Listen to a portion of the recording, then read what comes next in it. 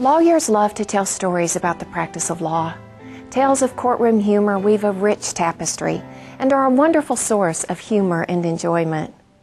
What makes courtroom humor special is what the stories reveal about the legal profession and human nature. Hearing these stories makes it easy to imagine what it's like to sit in a courtroom and talk with Alabama lawyers.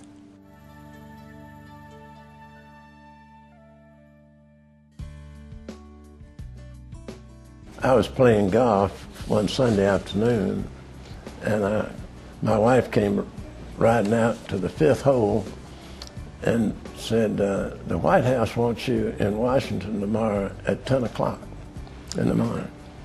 I said, Joyce, I've got John Matthews 3 down for the first time in my life.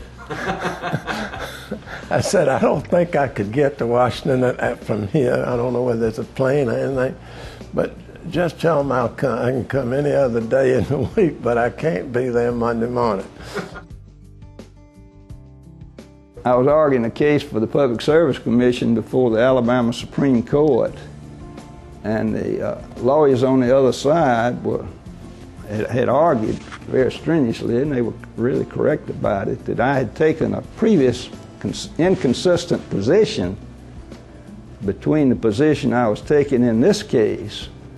And so the judges asked me how I justified taking the position in this case different from the one I had taken in a previous case. And I didn't know what to say, so I just told them, I said, Judge, it's a dang poor lawyer that can't argue both sides of the same case.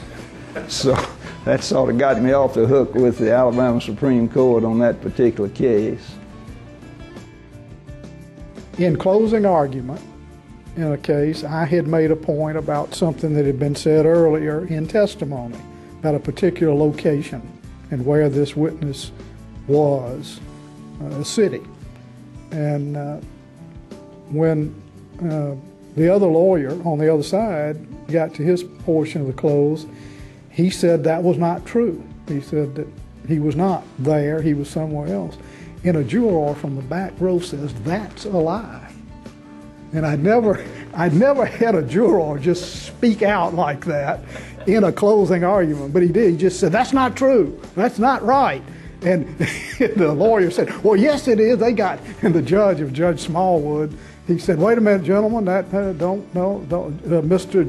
Juror, don't say anything. You're not supposed to talk. But it was spontaneous. It just bellowed out. That's not true. And the poor lawyer never regained composure. I don't see how he could, but he's sort of like, okay, I'll go sit down now. I was trying a case in Decatur. It was a little lady that fell at Walmart. She was a wonderful little plaintiff. The jury was all male. The judge, of course, was male. The plaintiff's lawyer was male. And I had Walmart, and my corporate representative was male. And so the plaintiff and I were the only women there. And the little man was telling about, the little husband was telling about, the wife had fallen, hurt her shoulder. And he was telling about how he had to care for her. And he said, you know, I had to help her get dressed every morning, and then at night I would have to help her. These people were in there, almost 80, by the way. And he said, and every night, you know, I would have to help her get undressed. And he stopped and looked at the jury and he said, if I was a young man, that'd been fun. And everybody cracked up, and I looked at my client and said, we're in trouble. And we were.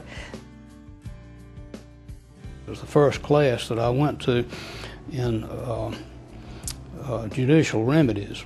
And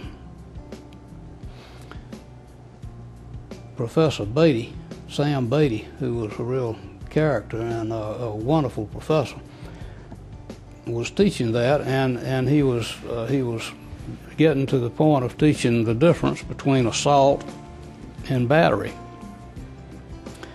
And he said, now you see this book I have in my hand, which was the case book we had for it, and all of a sudden he just sailed it at a person out there in the room. It was a big, heavy book. The guy ducked and it went right past his head and said, that was an assault. If it had hit you, it would have been a battery. So right from the beginning, we started getting used to professors who would prepare you in many ways for the practice of law. Jock Smith was our local counsel, and he was working with an overhead projector. And I'll never forget, I never thought that a four-corner document could have so many different sides. It got to be so humorous that the juror said, "No, turn it the other way. Jock, turn it the other way." And I'm not sure he ever would have got it unless someone had got up there to help him. But that was just hilarious to see him trying to deal with that overhead projector. And I was standing right in front of the bench, and Judge Strawbridge was, well, I thought he was old at the time. Today, I probably wouldn't think so. He was probably in his 60s. But I saw a movement. I was focused on the witness and the jury, but I saw a movement to my right. I looked up, and where the judge's head had been, his feet were there. So I ran around the bench, and he was in one of these high-back chairs, and he had with swivel legs, and he'd got in the wrong spot, and he'd gotten in the habit of just pushing back to lean back. Well, he pushed back, and it didn't stop. It just went on over. So I ran around the bench, and he was just sort of rolling out of the chair and getting up, and just a silent courtroom. Nobody moved. And then he let everybody know that he wasn't hurt. And the jury, the audience, they had a pretty good audience in rural courtrooms sometimes when you try cases. The lawyers, everybody's broke down.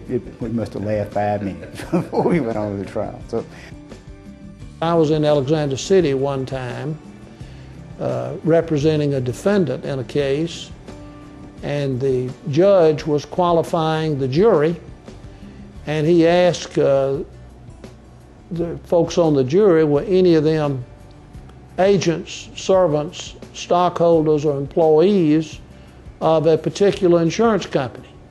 And I was sitting there, and much to my horror and chagrin, I looked over, and my client had raised his hand in answer to the question that was directed to the people on the jury. So I didn't know what to do about that, so whether to say something about it or not say something about it.